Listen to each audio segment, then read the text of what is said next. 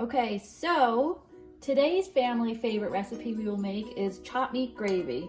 For those of you that have never heard of chopped meat gravy, it's also called Bolognese, but my family always calls it chopped meat gravy. So I have a 1/4 cup of olive oil heating up in the pot, and I'm going to add 1 medium chopped onion to it.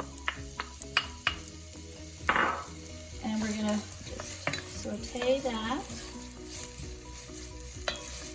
get it stirred. Can you see that in there? Tilt it up.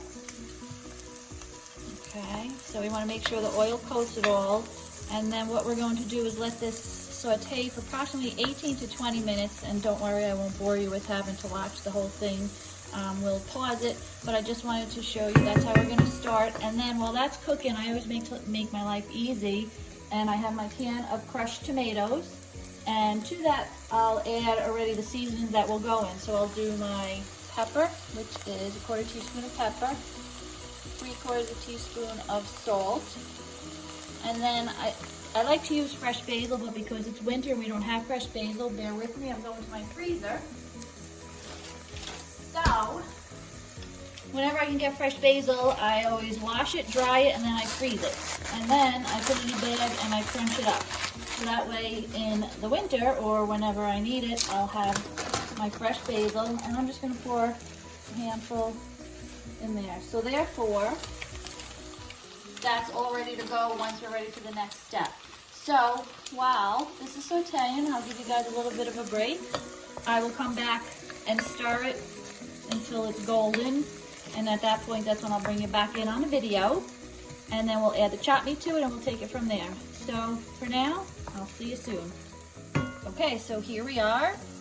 15-20 minutes later, your onions are nice and golden. So at this point, you're going to add 1 pound of chopped meat or ground beef or hamburger meat. Have chopped meat in there. You're going to just break it up with the spoon, and you're going to cook it until it is no longer pink.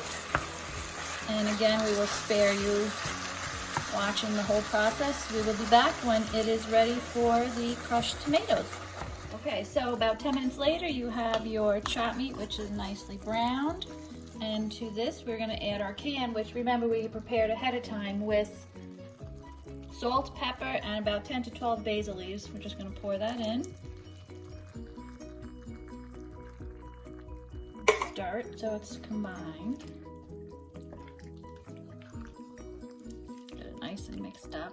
Now usually with this I'll add an extra can, like an 8-ounce can of tomato sauce, but I'm omitting that tonight because tonight I'm in the mood for something a little more hearty, a little more meaty, so I omitted that. But you can always add 8-ounce can of tomato sauce, that'll stretch it.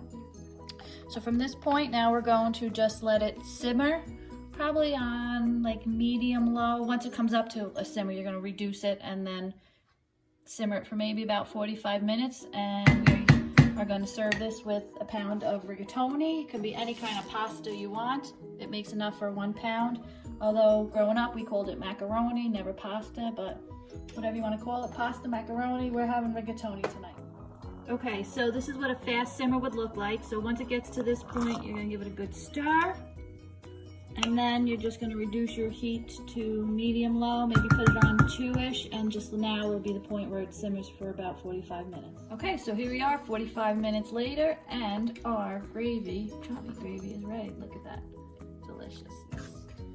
So, we're going to boil our pound of pasta and pour it over. We will show you the finished product. And here is our final product. We have our Bolognese chopped meat gravy with rigatoni. I like to use any kind of pasta that has the holes in the middle, because then the ooey goodness of the gravy gets right in the center.